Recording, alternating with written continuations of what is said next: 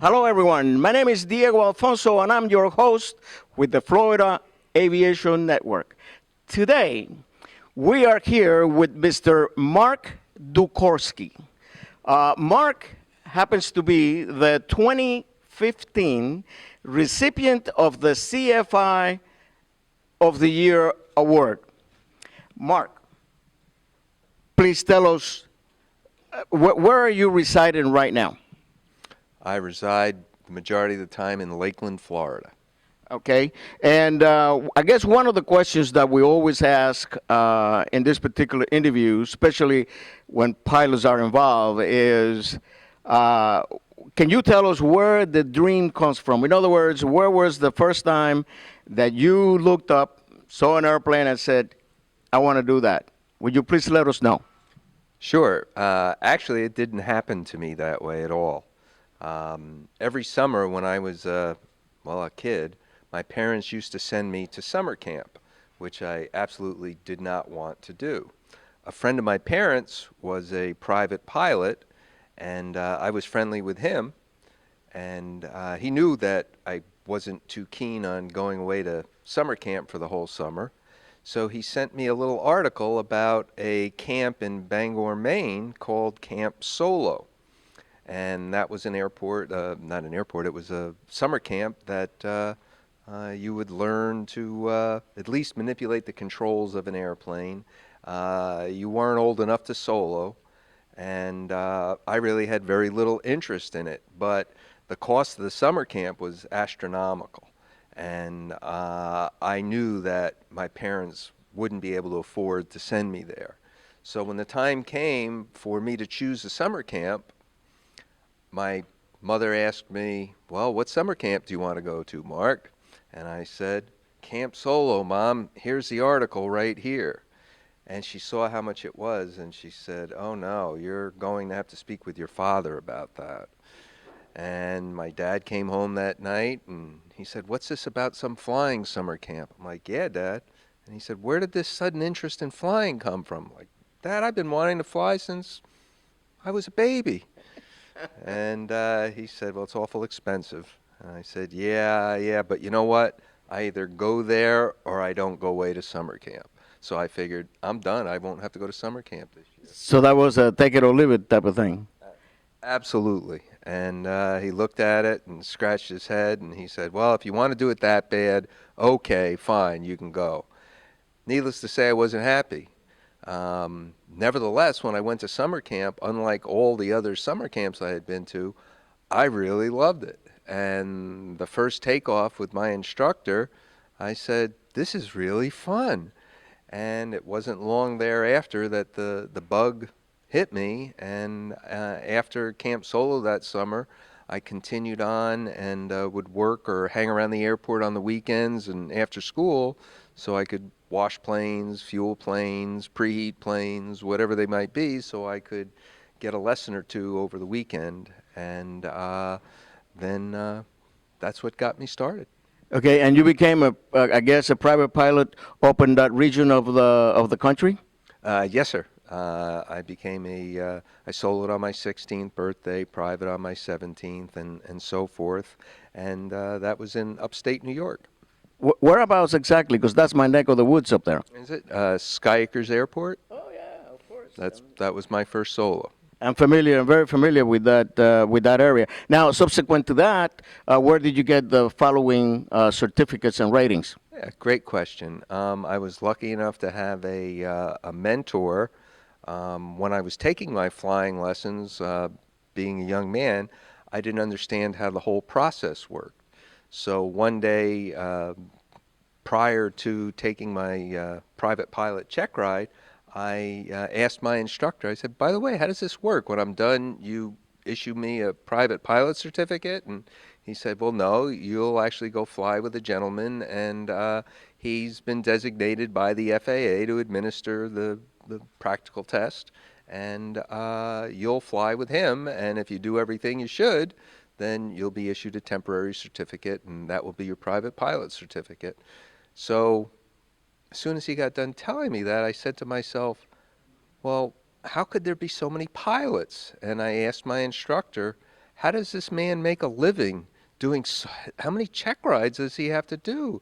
And he said, well, he's also a flight instructor, so he flight instructs and he also does check rides.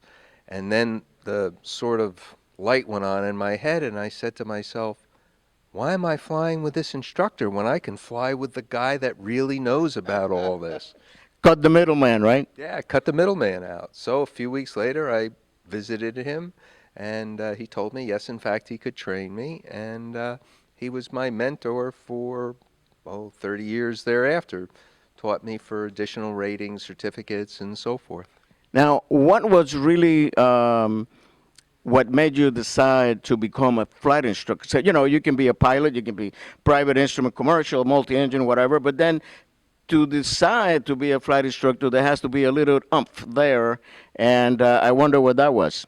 That's a great question.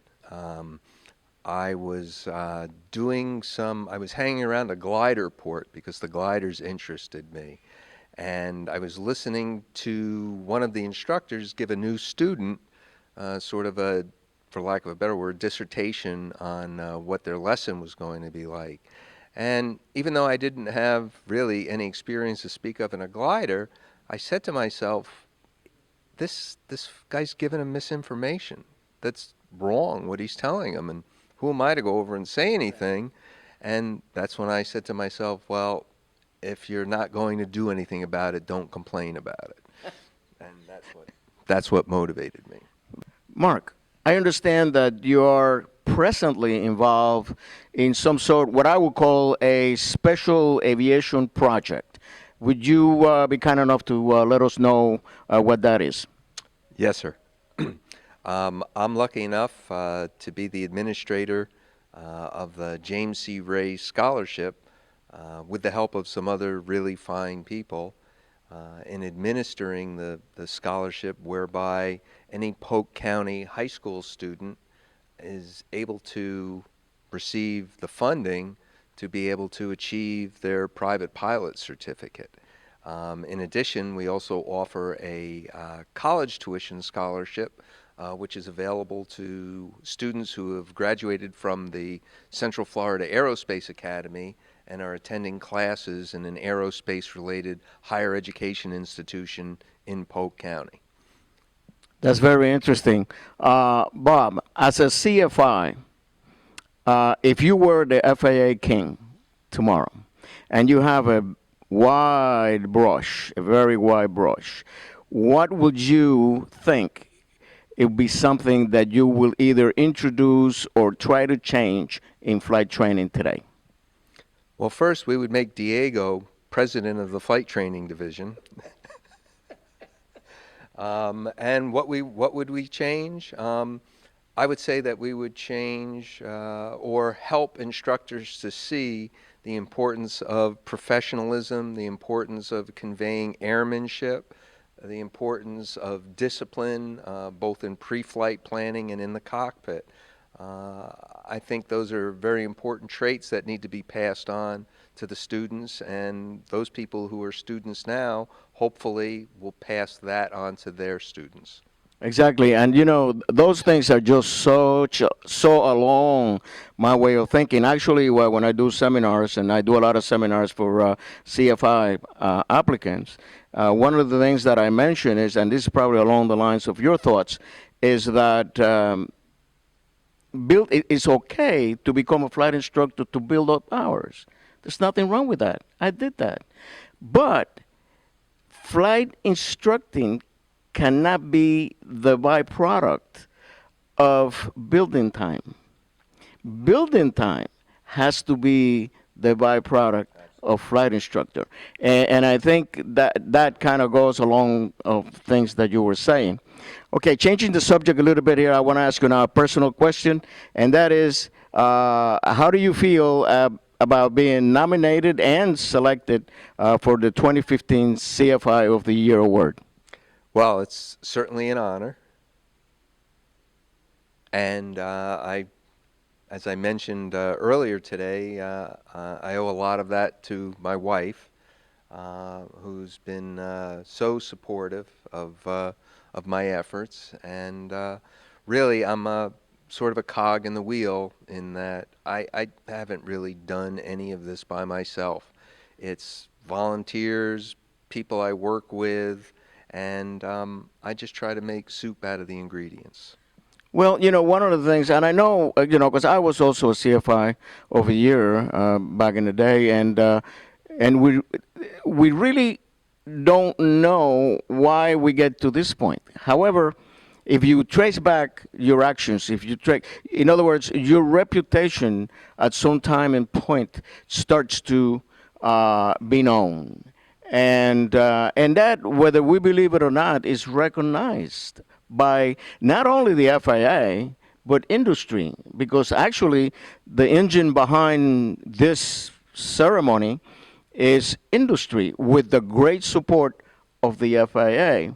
And today we were witnessing a ceremony that I really think is going to have tremendous repercussions in the domestic, in the United States. This is going to be picked up and reproduced in some other areas of the country where CFIs just like you that have dedicated themselves to flight instructing in a way in which their goals were the end product, how to produce the best pilot in the world, so to speak. They are going to start to being recognized not only at the CFI of the year level, but just as CFIs. I think the CFIs play a very important role in our business. What do you think? Clearly, if you look at, well, the law of primacy that instructors work with the students, it's clear that the instructors really the one of, if not the most important steps in the entire process. And flying, to me, and hopefully my students feel the same way, really isn't just about flying. It's about professionalism. It's about discipline. It's about a relationship with your student and students so that they can achieve their respective goals and objectives. Because once you understand what they are, you can just simply help them meet them. And that's the best kind of student to have. Exactly. And one of the things that and this is from experience, one of the things that I tell the new CFIs coming up is this. I said, you really have to think hard about how you're going to train this new pilots, because not very far in the future, you're going to go up a jetway. And what do pilots do when they go into an airplane? The first thing they do is they look into the cockpit, right? Isn't that the first thing we do? Of course. Whether it's empty or full, doesn't matter. It's automatic. We can't help that. And then if you look there and you're going to go, oh my God, that's Ralph. That's the guy I trained. So at that point, you're going to do one or two things.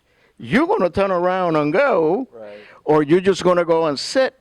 And when the flight attendant comes over, you're going to say, can I please have a drink? And please tell Ralph that the air was in the back. And just to add to that, the very good points that you made, prior to just one of the things that I do, sort of as a reality check, we prepare our students for the practical test. We look at the practical standards. We make sure that they can meet or exceed all the standards. But before I sign my name, one of the things I say to myself, would I sit in the back seat of this airplane with this person, and would I let this person fly loved ones without me in the plane?